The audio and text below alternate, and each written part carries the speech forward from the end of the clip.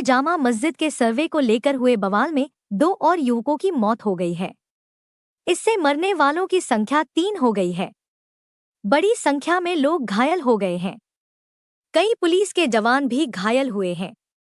मरने वाले तीनों युवकों को गोली लगी है। तीनों की पहचान नईम, रोमान और विलाल के रूप में हुई है। कई वाहनों को आग के हवाले कर दिया गया है। इनमें ज्यादातर वाहन पुलिस वालों के हैं। बवाल को संभालने के लिए आसपास के जिलों से भी फोर्स मंगाई गई है। दावा किया जा रहा है कि छतों से फायरिंग हुई है। कुछ पुलिस वालों को भी गोली के छर्रे लगे हैं। अदालत के आदेश पर रविवार को दोबारा सर्वेक्षण शुरू हुआ था।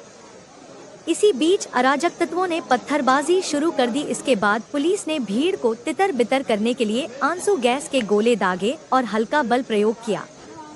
प्रदर्शनकारियों ने वाहनों को जलाने की कोशिश की और पुलिस पर पथराव किया, जिसके बाद पुलिस ने भीड़ को तितर-बितर करने के लिए आंसू गैस के गोले दागे और लाठीचार्ज किया। एक अधिकारी ने कहा, उपद्रवियों ने गोलियां चलाईं और कुछ छर्रे हमारे पुलिसकर्मियों को लगे।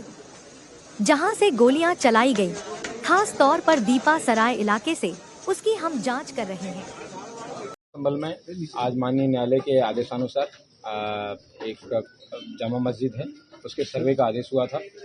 तय समय के अनुसार सभी सर्वे करने के लिए जो लोग कोर्ट कमिश्नर हैं, डीएम साहब हैं, मेरे स्वयं द्वारा और बाकी अन्य फोर्स है, वो समय पे मौजूद थी। कुछ लोगों द्वारा उस सर्वे का विरोध करने के लिए लोगों को इकट्ठा किया गया और इकट्ठा करने के बाद में उन्होंने सर्वे जब चल रहा था उस समय उन्होंने पुलिस पर पत्थरबाजी करना शुरू किया। पुलिस ने उसका जवाब दिया है और उन लोगों द्वारा कुछ पुलिस के सब इंस्पेक्टर्स हैं और उनकी गाड़ियां जो जामा मस्जिद में परिसर के पास में खड़ी थी, उनमें आग भी लगाई गई है। उसकी वजह से कुछ प्रॉपर्टी है उसको हानि भी हुई है, लेकिन वर्तमान में जो कानून व्यवस्था है वो कंट्रोल में है। सभी जगह शांति व्यवस्था व्याप्त है। ड्यूटियाँ लगाई जा रही हैं फिर से। और ये बताना भी उल्लेखनीय है कि सर्वे जो था कोर्ट के द्वारा मैंडेटेड था वो सकुशल संपन्न हो गया। सर कितनी गाड़ियां हैं पुलिस की जिनको आग लगाई थी? ये पुलिस की सरकारी गाड़ियां नहीं है, पुलिस के सब इंस्पेक्टर्स की प्राइवेट व्हीकल हैं, जिनकी कार्स हैं। लेकिन ये बताना जरूरी है कि उससे 10 से 15 मीटर दूरी पे इन लोगों की अपनी जो प्रॉपर्टी, अपनी जो गाड़ियां हैं, उनको इन्होंने आग नहीं लगाया, लेकिन जिन गाड़ियों पर पुलिस लिखा था उन गाड़ियों पर आग लगाया।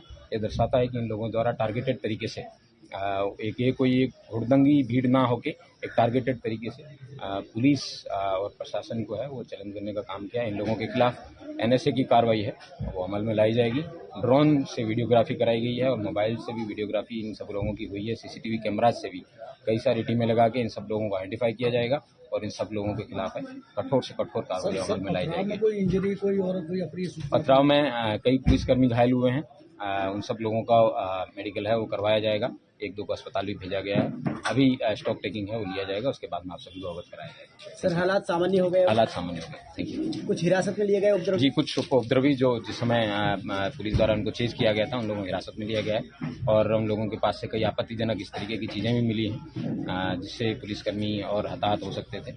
और जो आगे की जो भी सूचना होगी मैं आपको समय पर